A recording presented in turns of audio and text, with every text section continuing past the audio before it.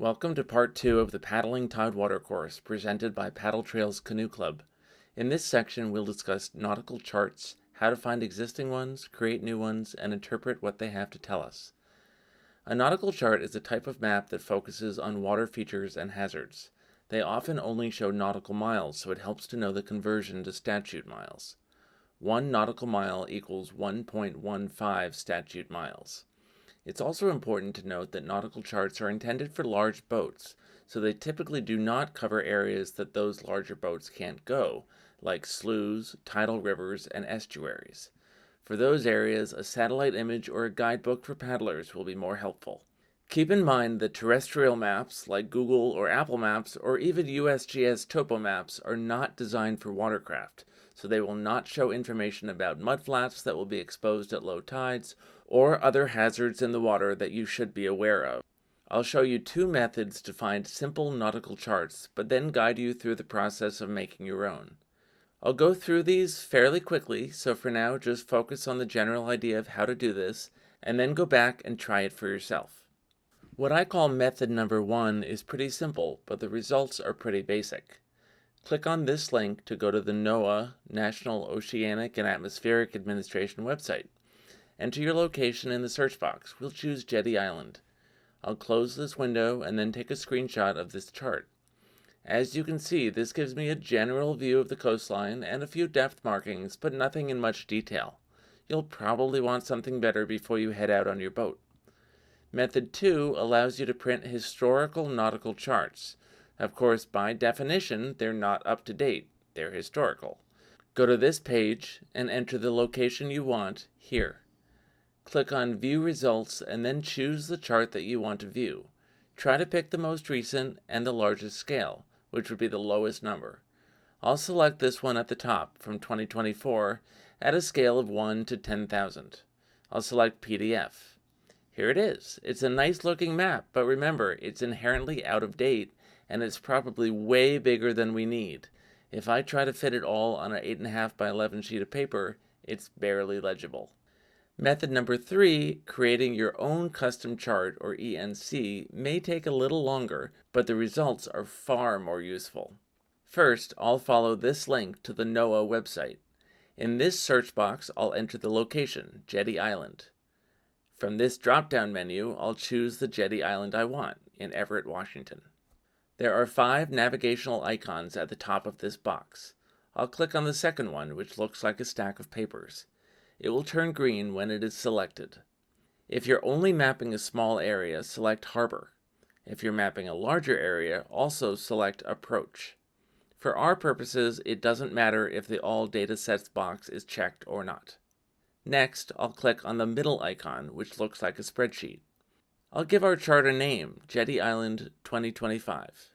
You can play with different scales, but I'll choose 1 to 25,000 for now, which will give me a chart covering roughly 2.5 miles wide by 3 miles tall. My printer will print up to legal-size documents, so I'll choose that size here.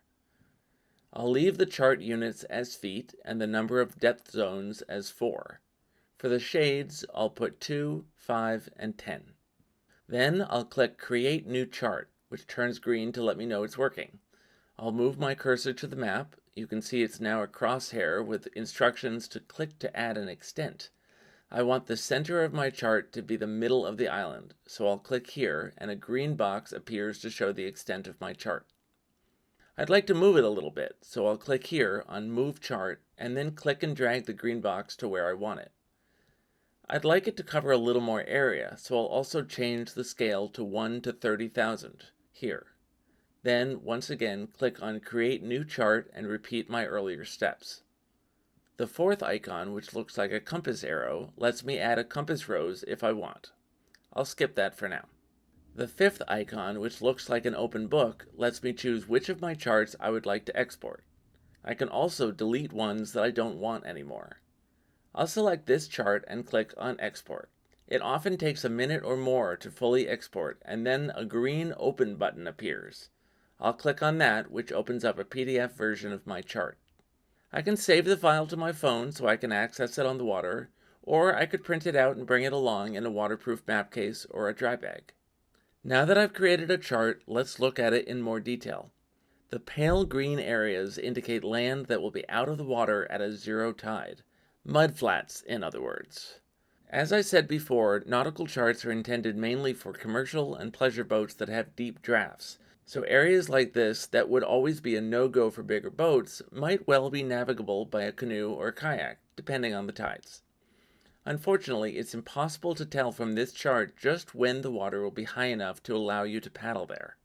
You'll have to explore it yourself, preferably on a rising tide so you don't accidentally get stuck, or rely on the knowledge of another paddler or guidebook. Remember when we chose the depths when we were creating the chart? Now we see why. It assigned a color to the water depth at a zero tide. Dark blue is water that's less than 2 feet deep, light blue is water that's between 2 and 5 feet deep, and white is for water deeper than 10 feet. Again, these are water depths at a zero tide. Now, let's look at some of the symbols on our chart. NOAA uses hundreds of symbols on their charts, which can be really confusing. They list all of them in their chart number 1, which you can view at this link. But let's just go over a few that are on our chart. These rows of dots indicate pilings, which can be hazardous if they are hidden just under the surface of the water. This symbol, with the X over the waves, indicates floating hazards, which is likely some type of marsh grass or seaweed that could foul a boat propeller or possibly be difficult to paddle through. This is a kelp bed, which likely wouldn't affect a paddler, though the resident fish would probably like you to stay away. The starburst pattern indicates a hill on the land, which may serve as a helpful landmark to help you navigate. These symbols that look like a red exclamation point are navigational lights. They will almost always have text next to them to indicate what color the light is and how quickly it flashes. This one, for instance, flashes green every 4 seconds. It's a good idea to spend some time now creating some nautical charts. It may seem confusing at first, but it gets easy with just a little bit of practice. Thank you for watching this video. Be sure to watch the other sections of this course and check out www.paddletrails.org for more information.